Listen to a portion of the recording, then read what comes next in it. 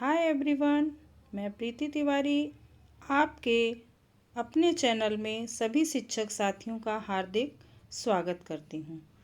आज हम आपके लिए लेकर आए हैं ध्यानाकर्षण मॉड्यूल भाग 1 और 2 को कवर करती हुई प्रश्नोत्तरी, जो आपके लिए बहुत उपयोगी साबित होगी। चलिए शुरू करते हैं। क्वेश्चन नंबर 1, ध्यानाकर्षण मॉड्यूल में कुल कितने भाग हैं? इसका आंसर है ध्यानाकर्षण मॉड्यूल में कुल 4 भाग हैं। भाग 1 अधिगम आधारित शिक्षण, भाग 2 लर्निंग आउटकम एवं आकलन, भाग 3 कक्षा शिक्षण हेतु रणनीतियाँ एवं तकनीक और भाग 4 परिशिष्ट। क्वेश्चन नंबर 2, निःशुल्क एवं अनिवार्य बाल शिक्षा अधिकार कब लागू हुआ? इसका आंसर है 1 अप्रैल 2010। अब अगला क्वेश्चन देखते हैं। भारत के भाग्य का निर्माण हमारी कक्षा में होता है किस आयोग का कथन है?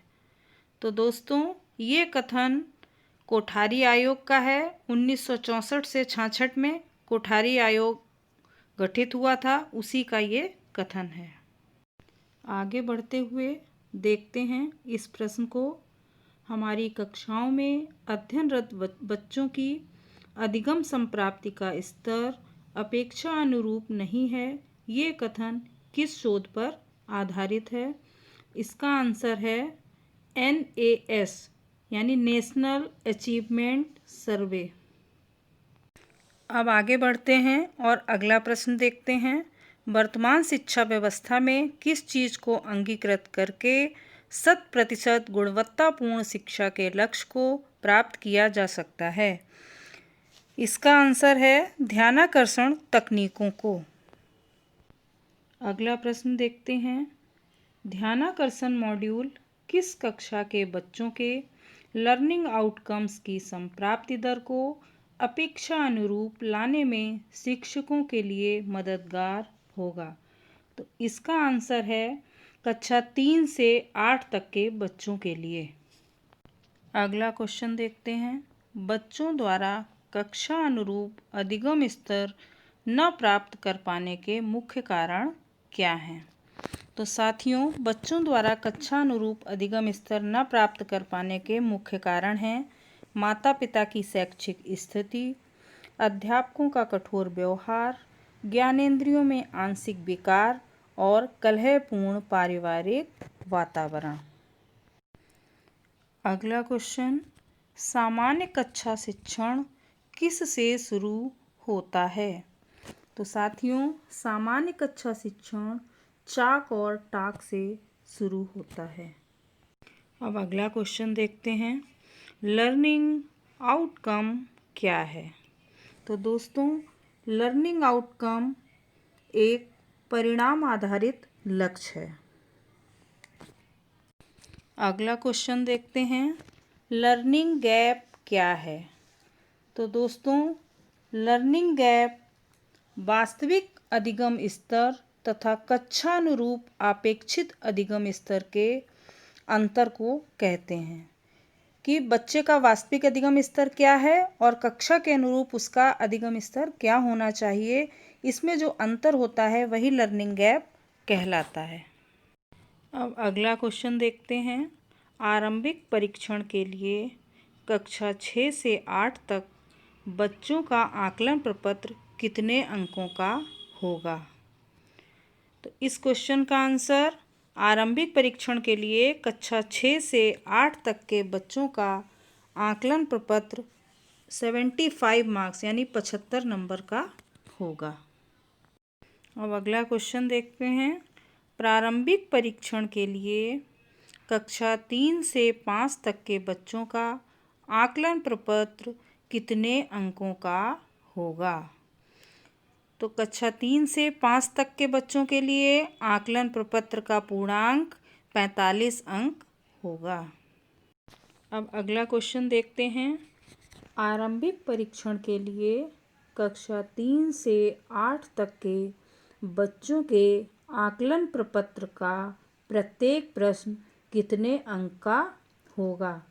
तो साथियों, आरंभिक परीक्षण के लिए कक्षा 3 से 8 तक के बच्चों के आकलन प्रपत्र का प्रत्येक प्रश्न 3 अंक का होगा।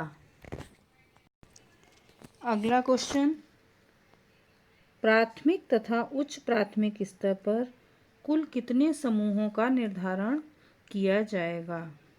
इसका आंसर है, प्राथमिक तथा उच्च प्राथमिक स्तर पर कुल ABC 3 समूह का निर्धारण किया जाएगा। समूह ए में वो बच्चे रखे जाएंगे जिन्होंने अधिकांश लर्निंग आउटकम में 2 या 3 अंक प्राप्त किए हैं। समूह बी में उन बच्चों को रखा जाएगा जिन्होंने आरंभिक परीक्षा में अधिकांश लर्निंग आउटकम में 1 अंक प्राप्त किया है। और समूह सी में उन बच्चों को रखा जाएगा जिन्होंने आरंभिक परीक्षा में अधिकांश लर्निंग आउटकम में 0 अंक प्राप्त किया है। अब अगला प्रश्न देखते हैं, ध्यानाकर्षण शिविर की कार्य योजना को कितने सप्ताह में बांटा गया है? ध्यानाकर्षण शिविर की कार्य योजना को 7 सप्ताह या 50 दिन में बांटा गया है। अब अगला क्वेश्चन देखते हैं, आरंभिक प्रशिक्षण प्रपत्र में कक्षा 3 से 5 तक के बच्चों के आकलन के लिए कुल कितने प्रश्न होंगे? इसका आंसर है कुल 15 प्रश्न। अगला क्वेश्चन, आकलन प्रपत्र बनाते समय किस प्रकार के प्रश्न होंगे? इसका आंसर है, आकलन प्रपत्र बनाते समय 20% ज्ञानात्मक प्रश्न, 50% बोधात्मक, 20% अनुप्रयोगात्मक और 10% तर्कात्मक प्रश्न होंगे। अगला क्वेश्चन देखते हैं, ध्यानाकर्षण शिविर का आयोजन कब होना चाहिए?